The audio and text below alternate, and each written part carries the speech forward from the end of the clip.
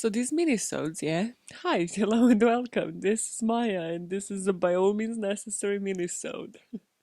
I know it's hard to take me seriously when I'm dressed as a human carrot, but listen, this hoodie belongs to me and I belong to this hoodie, and this is it. You cannot break this relationship apart. So as I started saying, these minisodes are usually a storage place of patterns that I spot while researching the cases on different things, from cannibalism, reincarnation, acid attacks, how to get away with murder, all of the good stuff really, you could say.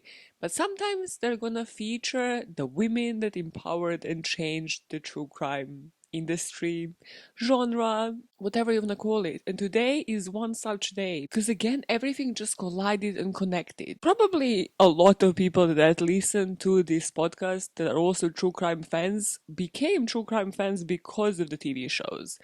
Criminal Minds as a personal preference, but then I also did watch CSI.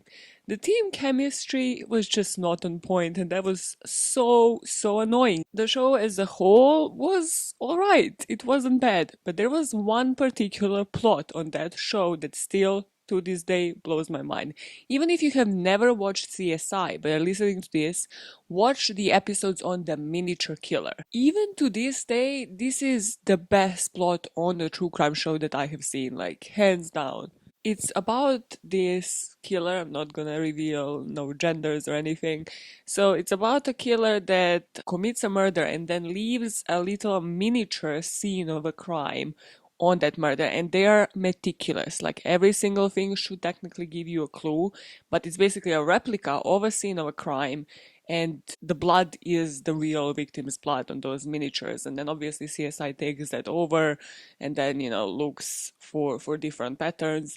And then there's a plot where she sort of attacks like a team member or whatnot and starts sending them even before, being like, hey, guess whose house is this? And it's just the most tantalizing and the best plot on a fucking TV show. Even watching this today in 2020, I was like, this was mind blowing. So, of course, when on one of my Facebook pages, because I only go on Facebook now to follow podcast pages or true crime content just for something new to pop up into my field that I haven't seen. So, somebody posted about this woman making miniatures of true crime things, and I was like, wait, this reminds me of this plot. Like, I bet CSI was based, but who was this woman? And boy, when I discovered it, I was impressed. I was shook.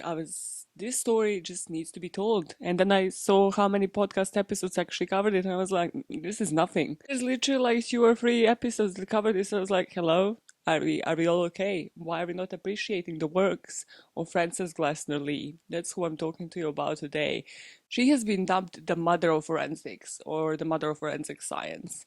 And her works are still, to this day, used to solve crime and teach detectives about how to spot different clues and how to just piece everything together because, again, her miniatures are meticulous. Like the details, I have tried analyzing a few and I was just like, oh, I would suck at this profession. Like, I can tell you that. So, what you can expect out of this episode is for me to tell you about Frances Glessner Lee, her life, her work, and then we're gonna analyze one of her little miniatures just to see, just to test your skills as much as mine, although I will have the clues because I have found them. But let's dive in. Let me fully flex these carrots for the camera. So Glessner Lee called her work of dioramas, and dioramas are models representing a scene with three-dimensional figures, either in miniature or as a large-scale museum exhibit. I'll post this on the screen, but it is technically the exact same thing if you have seen the CSI plot for the miniature killer. You can see it from every angle, you can see all of the different clues, and I'll talk into further detail of like what she has actually done to make everything as realistic as possible as it would be on an actual crime scene. And she called these dioramas the nutshell studies because the purpose of the forensic investigation is said to be to convict the guilty, clear the innocent, and find the truth in a nutshell. I just love that.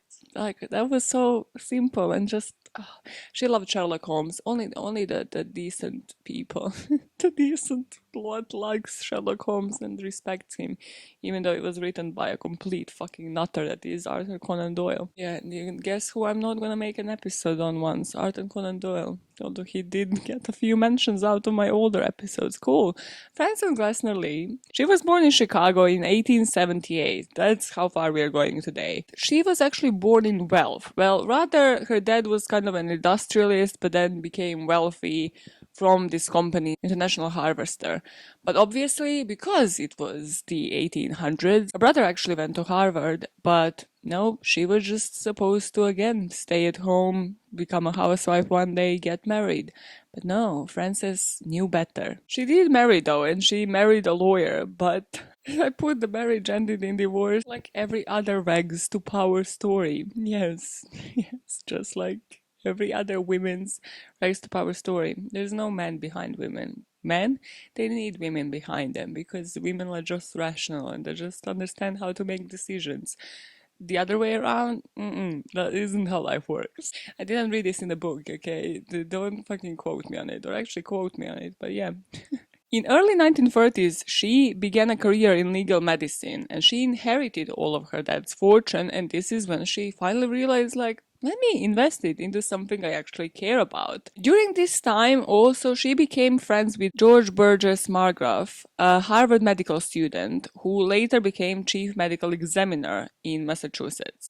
And it is through this friend that she really got interested into forensics, into scene forensics, how difficult it is to solve different mysterious cases. And in part, like that, the difficulty lies that there is the lack of training in just methodology and spotting clues and just working with what you have. So from witness statements to what you actually have to like how you found the crime scene, when did you find it, all of that. So in 1952, in the Journal of Criminal Law, Criminology and Police Science, she actually emphasized the importance of keeping an open mind. She said, quote, "Far too often the investigator has a hunch and looks for and finds only the evidence to support it, disregarding any other evidence that may be present. The attitude would be calamitous in investigating an actual case," end quote. So that's like often we talk about the tunnel vision in these cases, so that's sort of what she was referring to here. So now with all of this money, she helps found the Department of Legal Medicine at Harvard in 1931, and she would later donate like money, financial contributions, the books to the Margraf Library. She would host dinners for investigators and listen to them talk about cases. So she was kind of, a sleuth from day one, just getting more and more immersed by the day. Kind of like people that listen to hundreds of podcasts nowadays. And during now talking to actual people that are on the scenes of the crimes, these crime investigators, she realized that there is a gap in the market and that the culprit in these actual cases is the lack of the training tools. And she was like, you know what? I have the money. I'm gonna change the fucking world. Yes, Frances. I can just imagine how badass this would be in the 1940s, 50s, and you're like, oh, having an interview with Frances Lee. You're like, oh, what have you accomplished? I can see you didn't even go to uni. You're a housewife, like, stay a housewife. It's like, what's the gap in the market that you have filled? And she's just like, oh, well, so silly. But, I've only done like 20 dioramas that kind of help solve crimes, not a big deal or anything. They're kind of just used for police training, not bragging, but kind of change the world. You could say that I have filled certain gaps in the market, and then just drops the mic and leaves the scene. And it's like, yeah, bitches, fucking deal with it. I don't need your job. I have my own job. No, totally not aspiring towards this in any way, shape, or form. No. And as you can see from these dioramas, every single thing is paid so much attention for. My personal favorites are the one in the attic, because it's apparently, is it like a murder or suicide? So they really need to decide on everything, taking again every single piece of detail into consideration, see this crime scene and figure out what is going on. So there is this scene in the attic where, well, everything is in disarray. It looks like the woman was in the middle of something, and then it's apparent like suicide, but then the noose kind of seems very loose, and it also seems like one of her shoes has fallen off her feet, and the other one is kind of also just dangling about, and you would be like, well, Why would you put shoes to commit suicide? So it's all about that kind of thinking. Then another one where she put Sherlock's books, The Sign of the Four, and it's just how much detail is paid to every single case.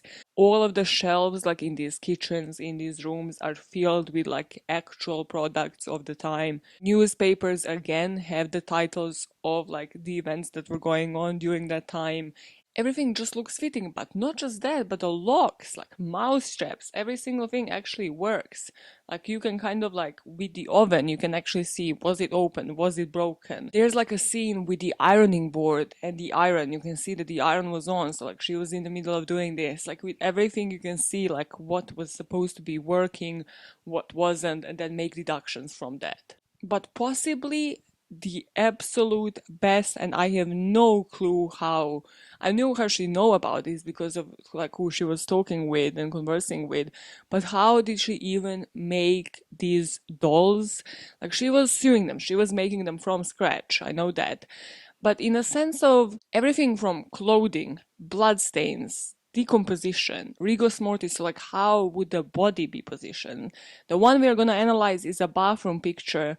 And again, I haven't spotted certain things with it, just again because you lack the knowledge of it, but also it's just how she managed those dolls that were technically made out of cloths to just appear in different stages that the body would appear under certain circumstances. She was a freaking genius. So throughout the 1940s and 50s, she hosted a series of semi-annual seminars in homicide investigation. So everybody from the industry would come for a week-long conference. This included detectives, prosecutors, other investigators, and she would present them with nutshell studies of unexplained death. So there were 20 models of these dioramas, and they were based on the challenging cases and were designed to test the abilities of the students to collect all relevant evidence. All of them were based on actual crime scenes and the autopsies that Lee visited herself. It was different era, okay? I understand that somebody today would not be able to do this. You wouldn't be able to just go to any autopsy and be like 2020, yeah, show me how this body looks like, or just participate in true crime investigations. So I get that this is a different time, but still, just knowing that you can do that and then going on and doing it and making sure it changes how everything is done today is badass. And people were immediately stunned just by the extraordinary detail that she would go to because of what they would again find on the scenes. Especially people were impressed by the discoloration or bloating that would be present because again, as I mentioned, she made these dolls herself and she would just nail the colors the bodies would be in. So, for example, reproducing the effects of carbon monoxide poisoning and positioning them based on when the rigor mortis took effect. So, for example, there is this one, I'm gonna go a bit into detail, that's called Kitchen 1944. So just to give you an idea of how she would present this. So technically, you will get like a statement of what has happened. You get witness statements, and then you would just get the miniature and be like, figure out the clues for yourself and tell me, is it suicide? Is it murder? Is it foul play? Is it an accident? And what did you do to come to those deductions? So in Kitchen 1944, so to the representation of the scene is, while her cake was cooling, Robin Barnes decided to kill herself. She made the kitchen all right by stuffing newspaper in the door cracks, turned on the stove, and waited. According to her husband, she had been depressed for a long time, but how curious it seems that she decided to commit suicide in the middle of making dinner. And then obviously you see like cake coming out of the oven, you see that she was in the middle of stuff, you see the ironing, you see the dishes, and again everything is so detailed, and then again you need to pay attention to how the body looks. So if you look in particular details, you can see that Lee used red nail polish to make pools and splatters of blood. So again, unlike Miniature Killer and CSI, she didn't use real blood, okay? She didn't go fucking completely grim and go into those autopsies to, take like real blood. She crocheted a tiny teddy bear herself so that the future investigators wonder why and how it landed on the floor. Also, she paid attention to how the floor even would fade over time, which again is great if you have investigators looking for like shotgun shell, for example. Just trying to, for example, trace the bullet trajectory, so she even paid details to those things. She would knit and sew the toy chairs as well to the exact state of disarray. So if anything was to be broken or torn apart, you could also see it on the scenes. And obviously you need to pay attention to things like windows and doors. Is it open?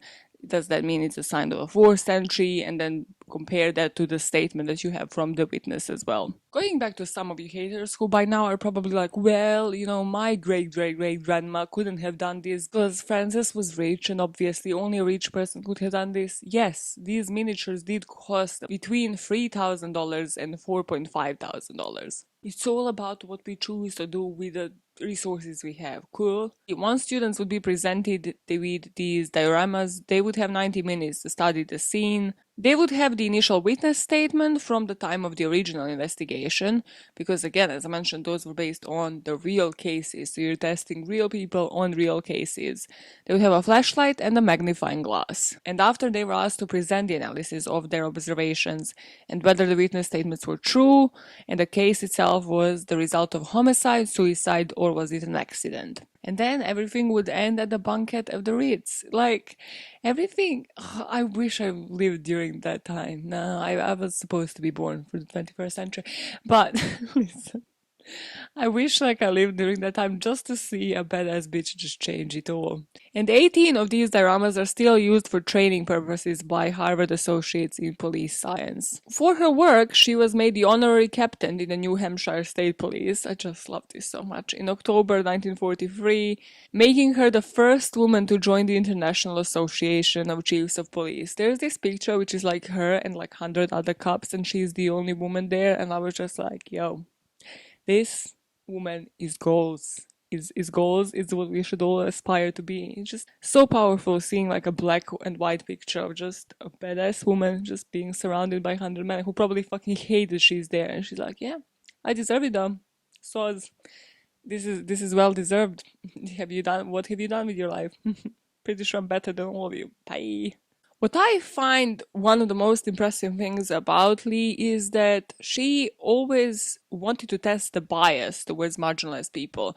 So usually she would represent the living conditions and just the working class people in general. And she worked meticulously for this to be an effort and for this to be done in such a way to test the bias of these students. So she would only commit to 2 dioramas a year. So that again tells you how much money was going into it and also how meticulously and how long she was working on all of these projects. This is a quote by her. An effort has been made to illustrate not only the death that occurred, but the social and financial status of those involved, as well as their frame of mind at the time the death took place. End quote. Unfortunately, I actually looked this up, and dioramas were only in the Smithsonian in 2017-18 setup, so I don't think that they're there any longer, and I didn't see that they're anywhere else, but I hope, in the future they will be somewhere, they will be presented in a museum so that I can go visit and then possibly, publish it like for the channel as well. But the art curators have kind of mentioned that this, unlike the actual true crime scene,